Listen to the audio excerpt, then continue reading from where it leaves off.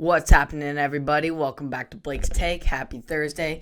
Hope you all had a great day. Let's get right into some sports. We have some great news out of Nick Saban winning the winner of the Paul Bear Bryant Coach of the Year award, which is very ironic since Bear Bryant, the legendary coach, obviously we all know 6 national championships with his time at Alabama, but it's so great to see one of the greatest coaches of all time, and Nick Saban, if not the greatest, next to Bear Bryant, win the 2020 award for the Bear Bryant Coach of the Year, and that is just so special to see him win that. It's the second time he has won the national honor in its 35-year history, and is the first time he has done so at Alabama. He also won in 2003 while he was at LSU. Saban led the Crimson Tide to a 13-0 record and the win in the College Football Playoff National Championship this game on Monday over Ohio State. We all know that. It is his 6th national championship. It is his 6th national title in 14 seasons at Alabama and his 7th overall, including the one at LSU. He is now the most national championships in the Associated Press poll era, or AP poll era, and the College Football Playoff, passing Bryant and the late former Alabama coach and the previous record holder who had 6. It's a great honor, I think, of any coaching award from my standpoint that anybody could ever receive because of who and what his name is, Saban said in a reference to Bryant. I've always thought that he was the best coach ever in college football, and I still feel that way. When asked about comparisons of him to Bryant as being the greatest coach of all time in the record book, Saban said he's grateful, but that title still is the benefit of Bryant's legacy and that the Tide benefited from it. So it's certainly appreciated that people would make those kinds of comparisons, but it's not something that I really think is something that significant to me. When it comes to what I do and how we try to do it first class way and have the best program that we can have in the country, but I don't think we have the best program in the country if it wasn't for Coach Bryant what he did here in the tradition of winning that he established.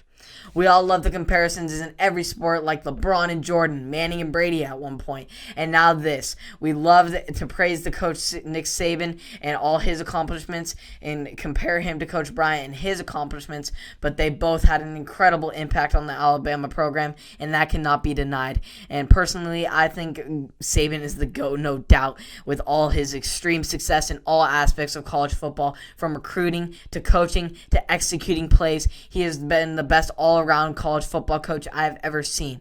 But I'll leave that comparison to be done a later time and continue to watch Saban help out the Tide and just keep them rolling. As far as NBA, we got the local Trailblazers getting a great, well-deserved victory last night over the Sacramento Kings. The Blazers outscored the Kings 132 to 126. Damian Lillard scored 8 of his season-high 8 3-pointers and his 40 points in the final 4 minutes. And the Portland Trailblazers tied a franchise record with 23 3-pointers to beat the Sacramento Kings 132 to 126 on Wednesday night for their 4th straight victory.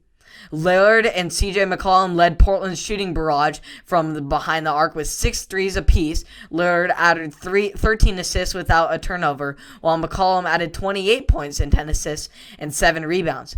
Yusuf Nurkic also had a season-best 18 points and 13 rebounds to contribute to the win.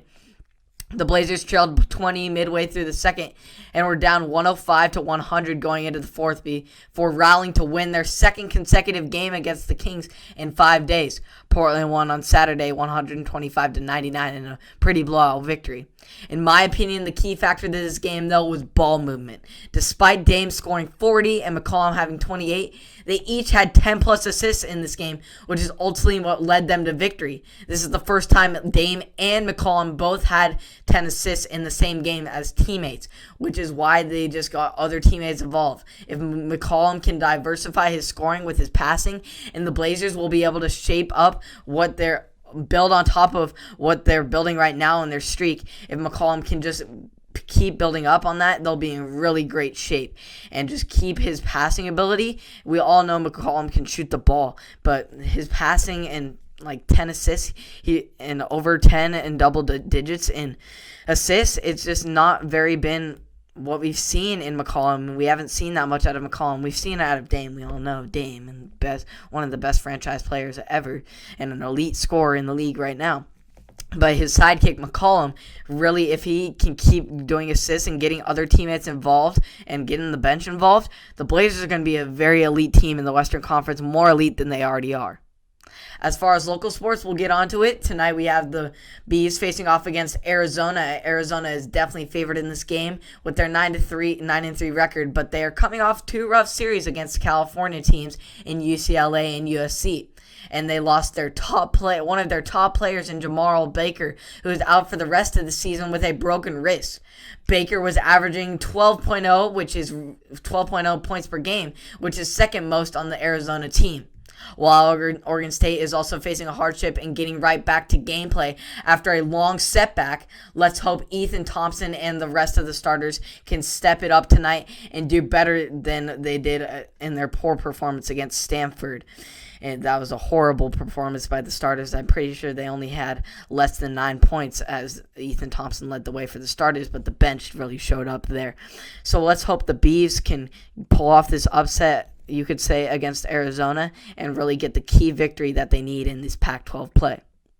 So thank you for tuning in to another episode of Blake's Take. Appreciate the support on Apple Podcasts, Spotify, and or YouTube. You can also catch me on TikTok now. I'm posting some little short clips of some highlights from each and every night. So if you can tune into that, it'll be a little quick action that you can see in addition to this. And if you came here from TikTok, welcome. I appreciate the support from there. And I will see you all tomorrow. Have a great rest of your night.